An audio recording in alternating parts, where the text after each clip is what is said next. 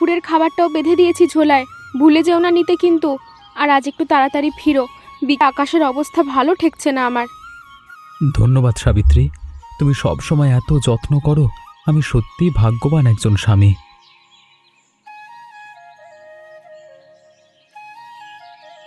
দাদা কেমন আছো? আমি এসে গেছি। ভাবলাম কদিন তোমার এখান থেকে একটু আরাম করি, শহরে থাকতে থাকতে ক্লান্ত হয়ে গেছিলাম। আরে নবীন, তুই হঠাৎ? শহরে তো ভালোই ছিলি শুনেছিলাম, হঠাৎ কি হলো যে চলে এলি এভাবে? আর শহরে আর ভালো লাগে না দাদা, ভাবলাম কদিন গ্রামে এসে তোমাদের কাছে একটু শান্তিতে থাকি। এর চোখ মুখে তো একদমই কাজের ছাপ নেই, শুধু আরামের ছাপই স্পষ্ট। আরে আয় আয়, ভেতরে আয়। আমার বাড়ি মানেই তো তোরও বাড়ি। যতদিন খুশি থাকতে পারিস, কোনো চিন্তা করিস না। তুমি তো ভালোবেসে বলে দিলে, কিন্তু ছেলেটার হাব ভাব তো আমার একটুও ভালো লাগছে না গো। চোখে দেখেই বোঝা যাচ্ছে ও কিরকম কাজে ফাঁকিবাজ। আহা, নতুন এসেছে, একটু সময় দাও। ঠিক আছে, তোমার কথা রাখলাম এখনকার মতো। এখন আমি মাঠে গেলাম, নবীনকে একটু ভালো করে আপ্যায়ন করো। দুপুরে সময় মতো খেতে দিও নবীনকে।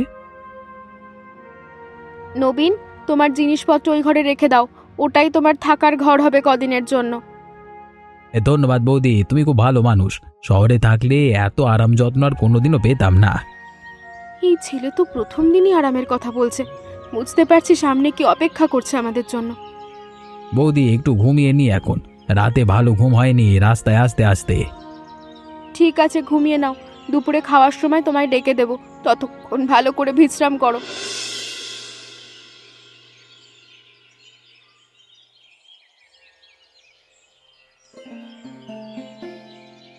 বৌদি, তোমার হাতে রান্না তো দারুণ। আর একটু ভাত দাও তো, আর একটু ডালও দিও সাথে।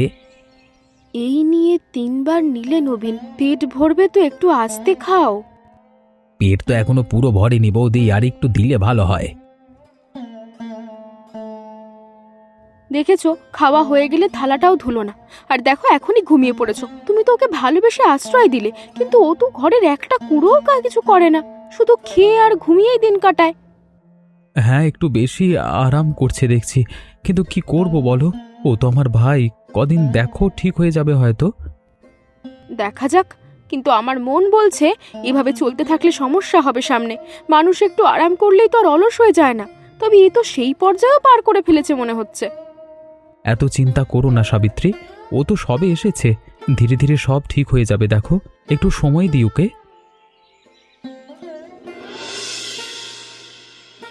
হ্যাঁ রে বাবা, গোপালকে একটু কাজে সাহায্য করিস না কেন তুই, যুবক ছেলে হয়ে? কাকা, খাটুনি আমার শরীরে সয় না। আমি অতিথির মতো এসেছি, অতিথি ভালো, আমাকে অত ঘাঁটাঘাঁটি করবেন না প্লিজ। অতিথি হয়ে বাড়িতে বসে বসে খাওয়া তো লজ্জার কথা বাবা। যুবক ছেলে একটু হাত পা নাড়ালে ক্ষতি কি বলতো আমাকে? আপনি বুঝবেন না কাকা, আমার শরীরটা এমনিতেই দুর্বল, বেশি খাটতে পারি না আমি। ঠিক আছে বাবা, তোর ইচ্ছে, কিন্তু এভাবে চললে গ্রামের লোক কি বলবে সেটাও ভাবো একটু। নিজের ভালোর জন্য বলছি। যে সবাই খালি উপদেশ দিতে আসে, কেউ বোঝে না আমার আসলে কি ভালো লাগে। গোপাল, তোর ভাইয়ের কথা একটু বলি, ওকে একটু বুঝিয়ে বলিস। এভাবে বসে থাকলে গ্রামে মুখ দেখাতেও লজ্জা লাগবে ওর, বুঝলি? জানি কাকা, আমিও চিন্তায় আছি ওকে নিয়ে। দেখি কি করা যায়, সাবিত্রীর সাথে একটু কথা বলবো বিষয়টা নিয়ে। ঠিক আছে বাবা, তুই বুদ্ধিমান ছেলে, নিশ্চয়ই কিছু একটা উপায় বের করবি। চেষ্টা করব কাকা, ধন্যবাদ আপনার পরামর্শের জন্য। এখন আসি, বাড়িতে সাবিত্রী অপেক্ষা করছে, হয়তো দেরি হয়ে যাচ্ছে আমার। ওফ, এ বয়সে আর শরীরে কুলোয় না, তবু করতেই হবে, না হলে বৃষ্টিতে ঘর ভেসে যাবে। হ্যাঁ রে বাবা নবীন, একটু হাত লাগাবি? ঘরের চালটা তুলতে বড্ড কষ্ট হচ্ছে আমার একার পক্ষে, এ বয়সে আর সামলাতে পারছি না। যেটা আমার গায়ে বল নেই, আমি ওসব ভারী কাজ করতে পারবো না। ঠিক আছে বাবা, তুই বিশ্রাম নে তাহলে, আমি করে নিচ্ছি যতটা পারি। কারোর ভরসায় বসে থাকা ঠিক না, তাই না? কি যুগ এলো রে বাবা, যুবক ছেলে হয়ে চোখের সামনে বুড়ো মানুষকে কষ্ট করতে দেখো এক পা এগোয় না বাবা। এ বয়সে একা একা সব করায় কষ্টের কথা, উপায়ও তো নেই। যেটা মনে হয় রাগ করলেন, কিন্তু আমার সত্যিই শরীরে কোলাবে না এসব ভারী কাজ। বসে থাকলে তো কাজ হবে না বাবা, বৃষ্টি এলেই তো সব ভেসে যাবে। করতেই হবে আজকে, যতই কষ্ট হোক। না থাক, আজকে না হয় বিশ্রামই নিই, কালকে সময় পেলে দেখা যাবে। শোনো, নবীনের এই অলসতা আর এভাবে চলতে দেওয়া যাবে না। ওকে নিয়ে গ্রামের সবাই কথা বলছে, শুনলে খুব খারাপ লাগে আমার। আমিও বুঝতে পারছি সাবিত্রী, কিন্তু ওকে সরাসরি বকলে তো শুনবেই না, উল্টে রাগ করে বসবে। তাহলে কি করতে চাইছো তুমি, একটু খুলে বলো। তুমি এভাবে ওকে মুখে বললেও শুনবে না। মানুষের সবচেয়ে বড় ইমোশন হলো আত্মসম্মান আর খিদে। আমরা যদি ওকে বোঝাই যে ও কোনো কাজ পারে না, ওর কোনো যোগ্যতা নেই, তবে ওর ইমোশনে লাগবে। বুদ্ধিটা তো মন্দ নয় সাবিত্রী, ঠিক কি করবার কথা ভাবছো একটু খুলে বলো তো। চলো আমরা 1 সপ্তাহের জন্য সবাই মিলে বাপের বাড়ি চলে যাওয়ার ভান করি। বেশ বেশ বেশ, ওকে একটু একটু বুদ্ধি শেখাতে এসো। এভাবে আর চলতে দেওয়া যায় না। তাহলে কালকে সকালেই আমরা সবাই মিলে চলে যাই, নবীন ঘুম থেকে উঠবার আগেই আর কি। একটা চিঠিও লিখে রেখে যেতে হবে। আমি সব লিখে দেব চিঠিটা, বলবো মায়ের অসুস্থতার কথা, না হলে বুঝবেই বা কেন আমরা গেলাম। ভালো বুদ্ধি, তাহলে ও ভাববে সত্যি জরুরি দরকারে গেছি আমরা। ঠিক বলেছ, খিদে আর একা থাকার কষ্টই ওকে সবচেয়ে বেশি শেখাবে। কমলা মাসিকেও একটু বলে রাখতে হবে, যাতে উনি দূর থেকে খেয়াল রাখেন। কাল ভোরেই আমরা বেরিয়ে পড়ব। এখন চলো, রাতে রান্নাটা সেরে ফেলি, অনেক কাজ বাকি। তুমি নিশ্চিন্ত থাকো, নবীনের কোনো ক্ষতি হবে না। আমরা তো পাশের গ্রামেই থাকবো, দূরে না। হ্যাঁ, আমি কাল থেকেই মাসির সাথে কথা বলে নেব। উনি তো দয়ালু মানুষ, নিশ্চয়ই রাজি হবেন সাহায্য করতে। ওনার ওপর ভরসা করা যায়।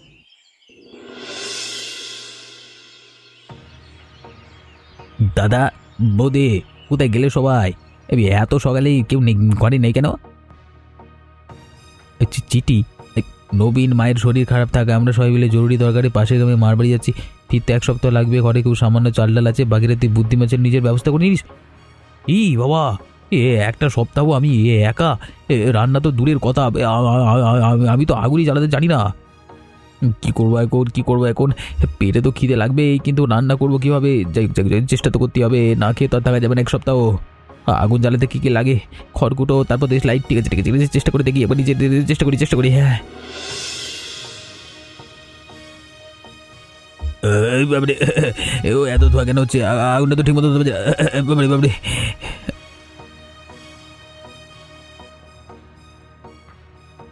কি হয়েছে রে বাবু, এত ধোঁয়া কেন? আগুন টাগুন লাগেনি তো কোথাও? না মাসি, আগুন লাগেনি। আসলে দাদা বৌদি বাড়ি নাই, আমি রান্না করতে গিয়ে অবস্থা করে ফেলেছি। ও মা, তুই তো কোনোদিন রান্নাঘরের ছোঁয়াও মারাসনি, এখন কি মনে করে রাত দিয়ে এলি? কি করবো মাসি, খিদে পেয়েছে খুব, আর কেউ তো নেই যে রেঁধে দেবে, তাই নিজেই চেষ্টা করছি এখন। এখন নিজে একটু কষ্ট করে রেঁধে খাও, তাহলেই বুঝবে পরিশ্রমের দাম কত। তবে সাবধানে করো, যেন বিপদ না হয়। মাসি একটু শিখিয়ে দেবে না দয়া করে? আমি তো কিচ্ছু জানি না রান্নার ব্যাপারে, একদম কাঁচা হাতে সব করছি। দেখ বাবু, নিজে চেষ্টা করাটাই আসল। আমি একটু দেখিয়ে দিচ্ছি উনুন কিভাবে ধরাতে হয়, বাকিটা তুই করবি। ঠিক আছে মাসি, তোমার এই সাহায্য আমি ভুলবো না কোনো দিন। তুমি আজকে যে আমার জন্য করলে সত্যি অনেক বড় কিছু গো।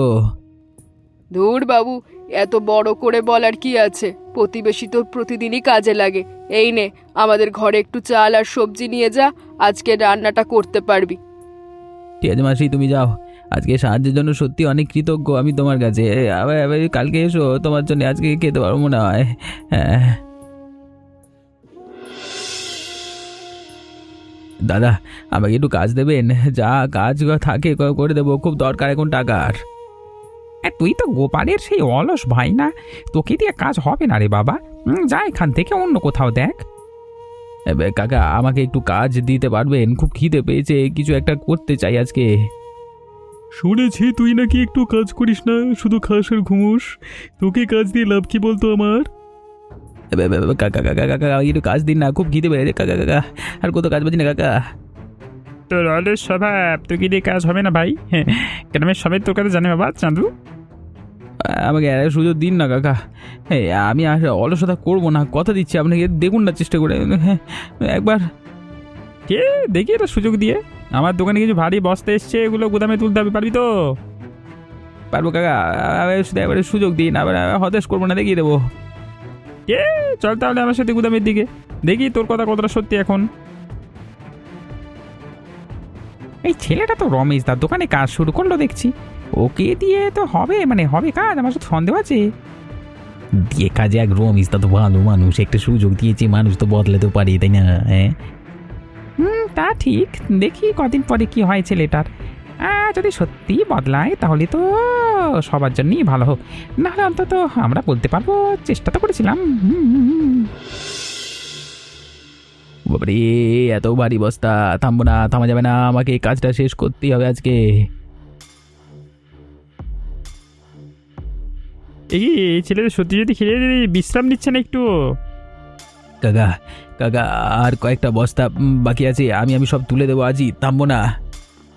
আর মাত্র 5টা বাকি বাবা। তুই তো দেখছি সত্যি মন দিয়ে করছিস কাজটা, বেশ ভালো লাগছে দেখে।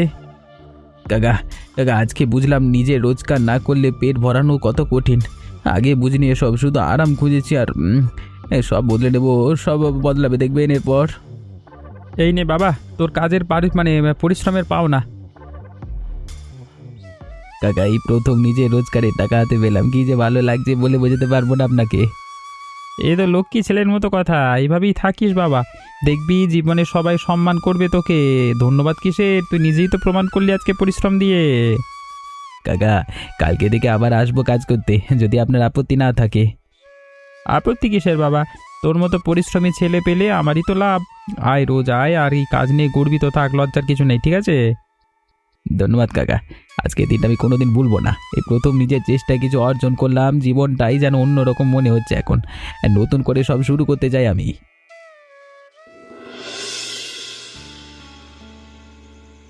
আজকে সকালের চেয়ে অনেক ভালো হচ্ছে মনে হয়, ধোঁয়াও কম হয়েছে এবার।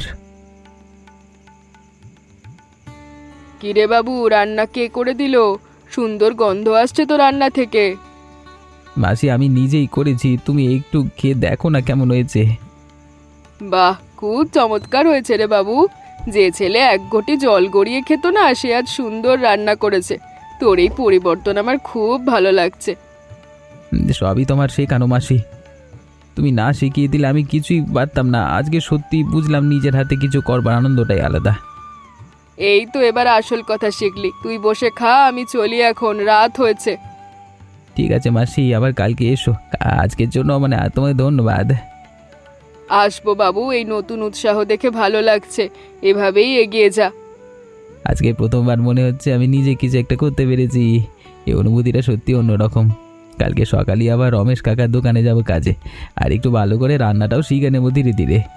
আজকে প্রথমবার নিজের তালাটাও নিজে ধুয়ে রাখলাম, আগে তো এইসব ভাবতামই না কখনো। এই কদিনে যেন আমি এক অন্য মানুষ হয়ে গেছি, নিজেকেই চিনতে পারছি না ঠিক করে। তবে এই পরিবর্তনটা হেভি লাগছে। দাদা, বৌদি, তোমরা ফিরে এসছো, কতদিন পর দেখলাম। কেমন কাটলো সপ্তাহটা নবীন?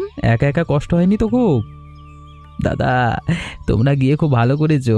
তোমাদের অভাব আর কমলা মাসির কথাগুলো আমাকে বুঝিয়ে দিয়েছে আমি কত বড় অলস অপদার্থ ছিলাম এতদিন।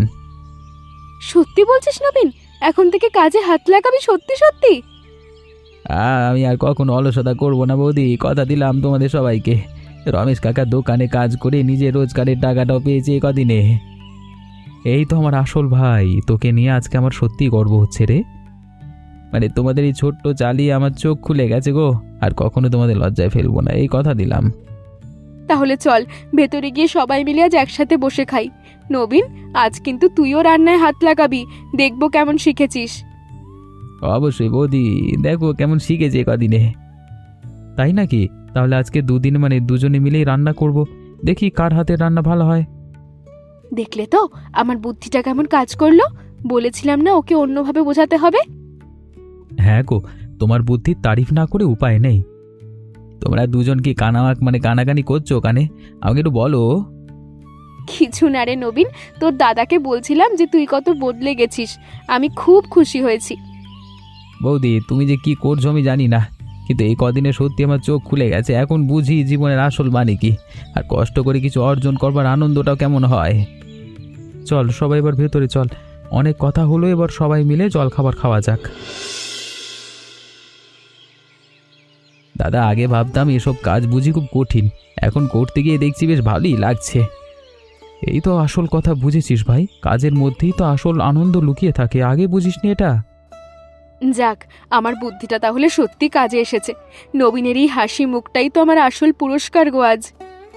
চল ভাই, আজকে থেকে তুইও আমার সাথে মাঠের কাজ শিখবি। দুজনে মিলে করলে কাজও তাড়াতাড়ি এগোবে, এটাই ভালো। ঠিক আছে দাদা, এবার থেকে তোমার পাশেই থাকবো সব সময়, কথা দিলাম। ভবিষ্যতে নিজে একটা ছোট জমি করতে পারলে তোমার মতো চাষবাস করব, দেখো। নিশ্চয়ই পারবি রে, তোর এই উৎসাহ থাকলে সব সম্ভব। আমি তো আছি তোর পাশে সব সময়, ভয় পাওয়ার কিচ্ছু নেই। সত্যি আজকের এই সকালটা যেন আমার জীবনের সবচেয়ে সুন্দর সকাল।